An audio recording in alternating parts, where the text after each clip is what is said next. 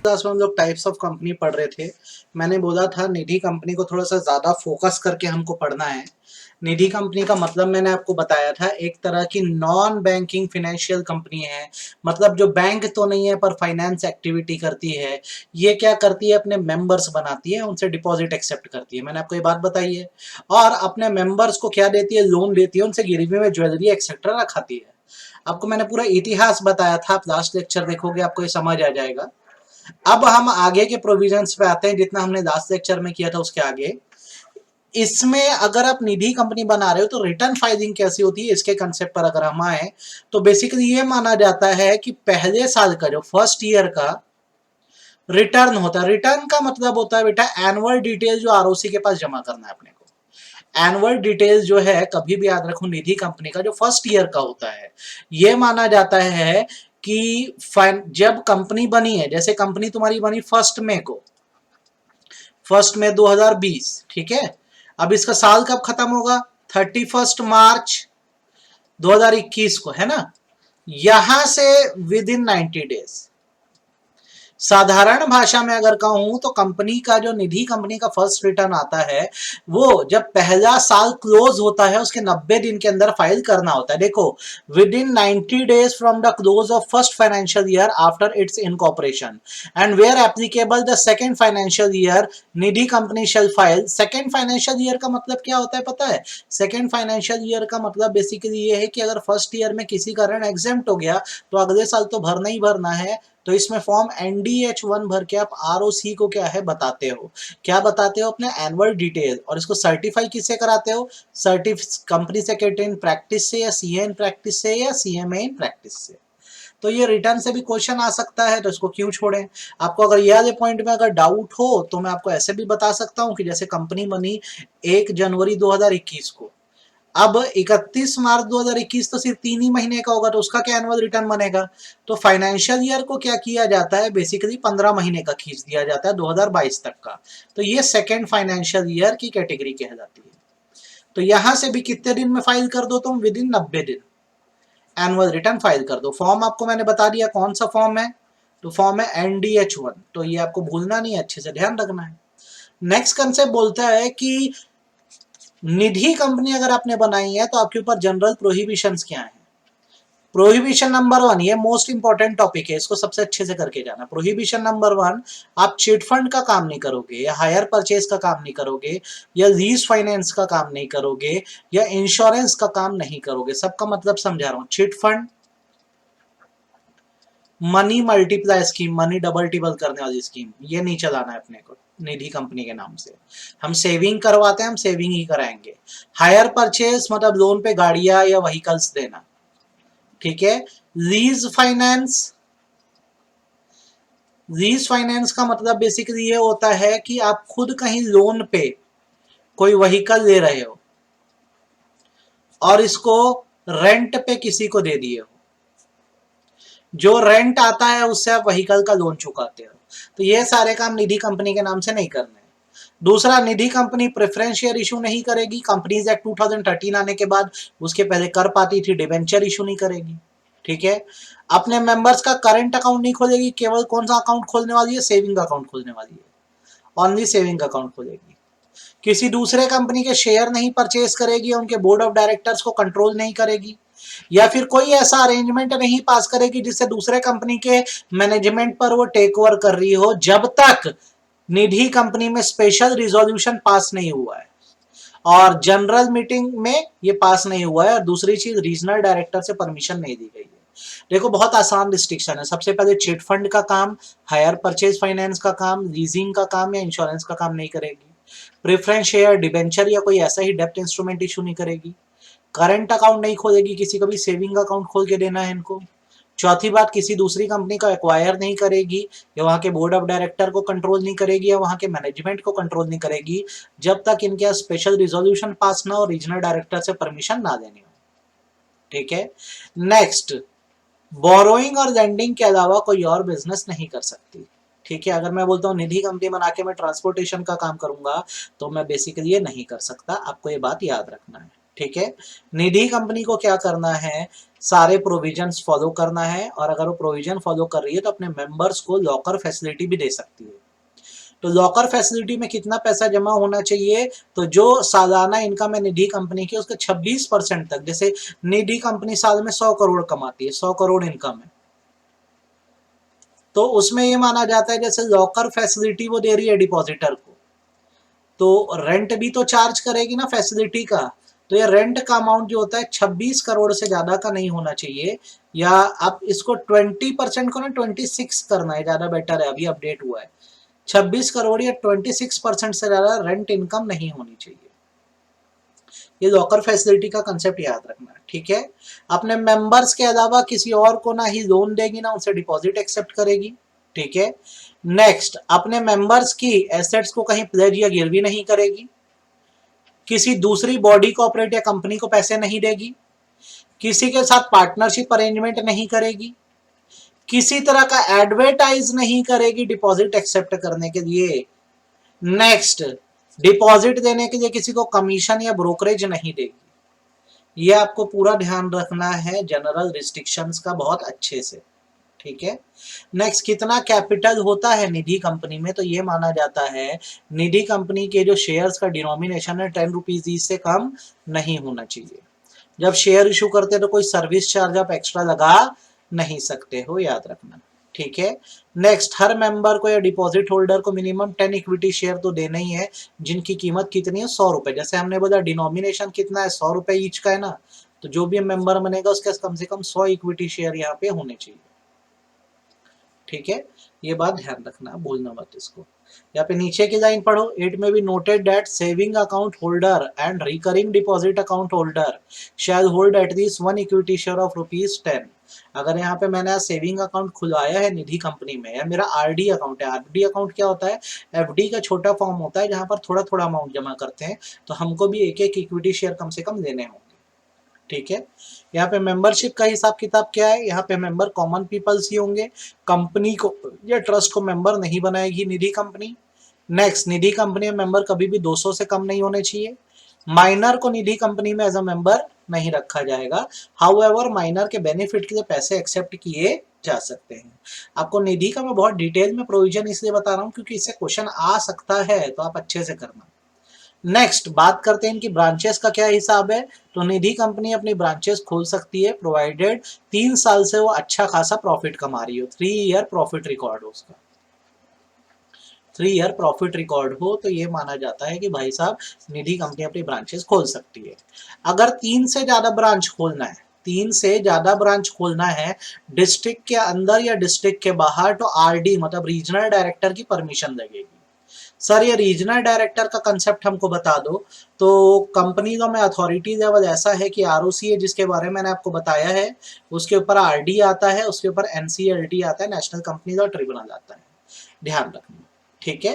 Next, जहां आपकी निधि company situated है, आप उस स्टेट के बाहर जाकर अपना रजिस्टर जो ब्रांच ऑफिस है वो नहीं खोल सकते, ये बात आप मत भूलना, अच्छे से ध्यान रखना, ठीक है।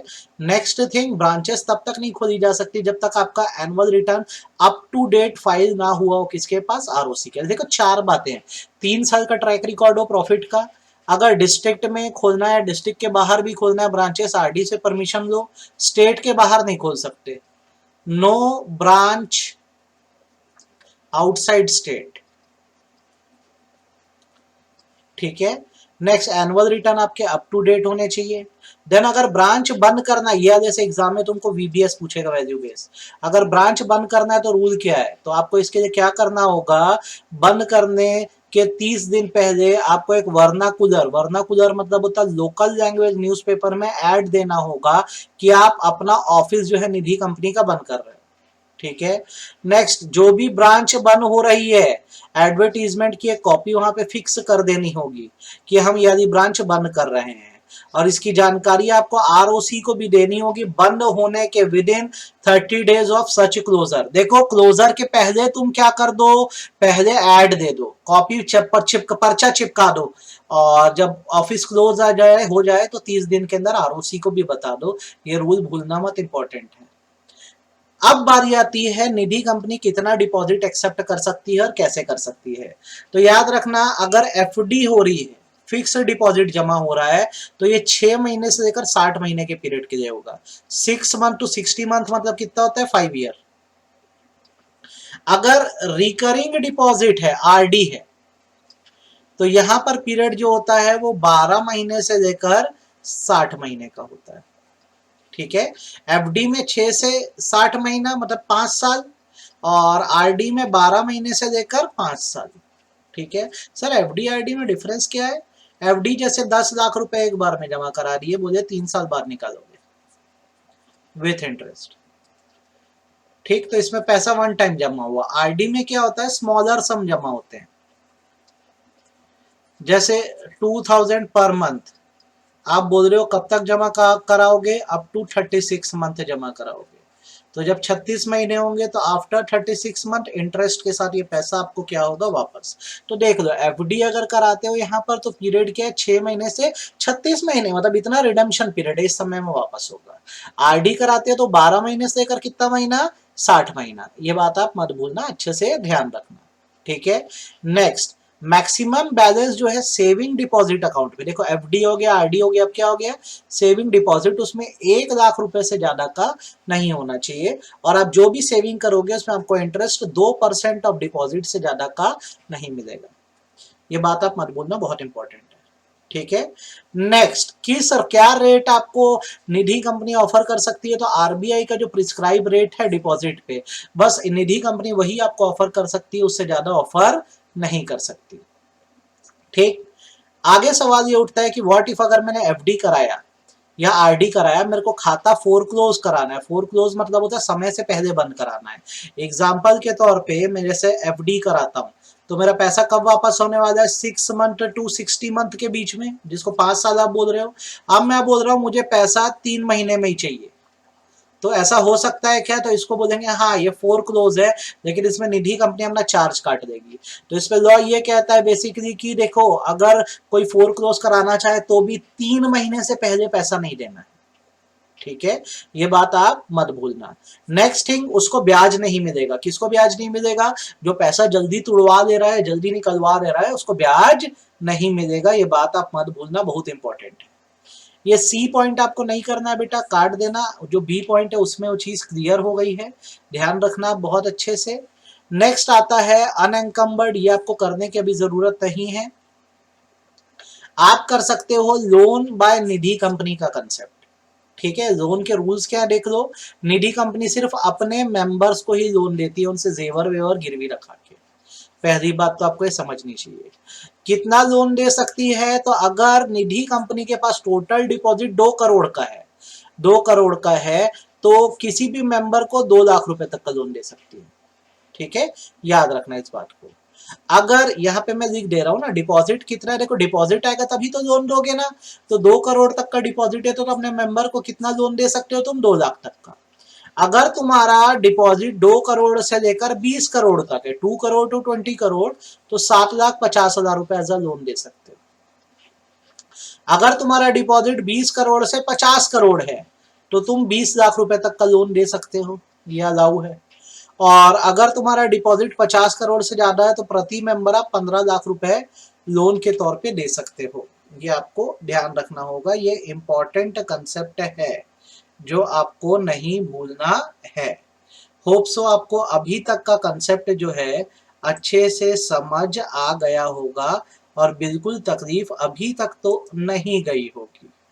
अच्छा, मैं आगे बढ़ता हूं। अगर ये इतना कंसेप्ट आपको समझ आ गया है, तो उसके बाद जैसे इस लाइन को पढ़ो, where a Nidhi has not made profit continuously in 3 financial year, it shall not make any fresh loan exceeding 50% of maximum amount of loan specified in clause A B C D. कहाँ है clause A B C D? यही तो है ना, चारों clause A B C D, ये तुम्हारे clause है। तो ये माना जाता है 3 साल से अगर कमाई नहीं हो रही है, तो जो लिमिट है, जैसे आपका अगर डिपॉजिट 2 करोड़ तक कर, आप लॉस में जा रहे हो, तो आप जितना भी पहले लोन देते थे उसके 50% तक ही लोन दे सकते हैं, उससे ज्यादा लोन नहीं दे सकते। ठीक है, जब आप लोन दोगे तो सिक्योरिटी के तौर पे क्या दे सकते हो? तो अगर लोन 1 साल तक का है तो गोल्ड सिल्वर ज्वेलरी दे दो। ठीक है। अगर लोन 1 साल से अधिक पीरियड का है और ये 7 साल के पीरियड तक का है तो आप इमूवेबल प्रॉपर्टी भी ले सकते हो, मतलब जमीन वमीन भी रखवा सकते हो अपने मेंबर की। ठीक है, ये याद रखना बहुत अच्छे से। और एक मीडियम पीरियड है जैसे 2 से 5 साल का, तो फिक्स डिपॉजिट की रिसिप्ट या नेशनल सेविंग सर्टिफिकेट या इंश्योरेंस पॉलिसी ये भी गिरवी रखाई जा सकती है अगर मिड पीरियड हो। मिड पीरियड मतलब 2 से 5 साल, तो देखो 1 साल तक के पीरियड के लिए गोल्ड वोल्ड रखा लो। अगर पीरियड 7 साल तक का है तो इमूवेबल प्रॉपर्टीज आप रखवा सकते हो। और पीरियड अगर 2 से 5 साल का है तो एफडी रखा दो या नेशनल सेविंग सर्टिफिकेट या इंश्योरेंस पॉलिसी। ये मत भूलना, इंपॉर्टेंट है। रेट ऑफ इंटरेस्ट क्या होगा जो भी अगर निधि कंपनी देती है, तो रेट ऑफ इंटरेस्ट जो है वो 7.5% से ज्यादा का नहीं होना चाहिए। ये याद रखना, यहाँ पे लिख देते हैं अपन, लोन का रेट जो है 7.5% से ज्यादा का नहीं होना चाहिए। ठीक है, नेक्स्ट ये लाइन को नहीं पढ़ना। निधि कंपनी का डायरेक्टर कौन होगा और कितने समय के लिए होगा, तो बेसिकली निधि कंपनी में जो भी डायरेक्टर होगा वो 10 साल के पीरियड तक के लिए होगा। और बेसिकली ये माना जाता है कि वो रीअपॉइंट हो सकता है, लेकिन रीअपॉइंट कब होगा, जब उसका 10 साल बीत जाएगा, उसके 2 साल के गैप के बाद, after gap of 2 years. After gap of 2 years. देखो 10 साल के पीरियड के लिए है, रीअपॉइंट होना है तो क्या होगा, जब डायरेक्टर की पोस्ट से हटा, मतलब 10वें साल, उसके 2 साल के गैप के बाद ही बन सकता है। ये बात आप मत भूलना। कब एक पर्सन निधि कंपनी का डायरेक्टर नहीं बन सकता, जब वो अनसाउंड माइंड का हो जाए, वह इंसॉल्वेंट हो जाए, या इंसॉल्वेंसी के लिए अप्लाई किया है, या किसी कोर्ट में उसको क्या है ऑफेंस के लिए सजा हो गई है, सजा जो है वो 6 महीने से ज्यादा की है। ठीक है, नेक्स्ट ऑर्डर आ गया एनसीएलटी से उसको डिस्क्वालीफाई करने का, 6 महीने से कॉल मनी का पैसा पे नहीं किया है, सेक्शन 188 मतलब आरटीपी रिलेटेड पार्टी ट्रांजैक्शन के रूल फॉलो नहीं किया है, जिसके पास डिन नंबर नहीं है, इन सब को आप क्या निधि कंपनी का डायरेक्टर नहीं बना सकते। ये आपको ध्यान रखना है। ठीक, ये नीचे वाला प्रोविजन नहीं पढ़ोगे चलेगा। ठीक, नेक्स्ट बारी आती है डिविडेंड कितना दिया जाता है निधि कंपनी में। तो निधि कंपनी में कोई भी डिविडेंड जो होता है प्रॉफिट के 25% से ज्यादा नहीं दिया जा सकता, और अगर देना है तो आरडी की अप्रूवल लगेगी। आरडी कब अप्रूवल देगा, देख लो डिविडेंड कितना दोगे, 25% ऑफ प्रॉफिट तक दे सकते हो, उससे ज्यादा देना है तो आरडी की परमिशन लगेगी और कुछ शर्तें पूरी होनी चाहिए। जितना भी डिविडेंड आप ट्रांसफर करें उतना अमाउंट जनरल रिजर्व में जाए, पुराने डिपॉजिट पे करने में कोई डिफॉल्ट नहीं किया गया है, और निधि कंपनी के सारे रूल्स आपने बराबर फॉलो करे हैं। ये बात मत भूलना, इंपॉर्टेंट है। ठीक है, नेक्स्ट ऑडिटर का क्या रूल है, तो जैसे नॉर्मल कंपनियों में ऑडिटर का रूल है उसके लिए यहाँ पर भी वैसे ही है कि अगर इंडिविजुअल को ऑडिटर आप बना रहे हो तो उसका 5 ईयर का टर्म है, और अगर फर्म को ऑडिटर बना रहे हो तो उसको क्या होगा, 10 ईयर का टर्म मिलेगा। 10 ईयर का टर्म मतलब 2 टर्म्स ऑफ 5 ईयर। ठीक है, अब इसमें क्या होता है, जैसे एक इंडिविजुअल सीए या ऑडिटर का 5 साल खत्म होता है तो नेक्स्ट 5 ईयर तक वो रीअपॉइंट नहीं हो सकता, कैन नॉट बी रीअपॉइंटेड। ठीक है, वैसे ही जैसे 10 साल के पीरियड की बात की जाए, तो जब 10 साल खत्म होता है तो फर्म को भी क्या होता है, नेक्स्ट 5 ईयर का गैप देना होता है। Next 5 year can not be reappointed. Reappointed, यह पद बोलना इंपॉर्टेंट है। वैसे ऑडिटर के जिसमें पढ़ना क्या है, तो हमको ये दोनों पैराग्राफ पढ़ना होगा ना। ठीक है, आपको मैंने बता दिया है। कभी भी याद रखो, आजकल कंपनियों में रूल आ गया है कि जैसे अगर एक इंडिविजुअल सीए को रख रहे हो तो 5 साल के लिए, अब 5 साल जब खत्म होगा तो नेक्स्ट 5 ईयर तक गैप होता है, नए सीए को लाना पड़ता है, वो वाला नहीं रह सकता।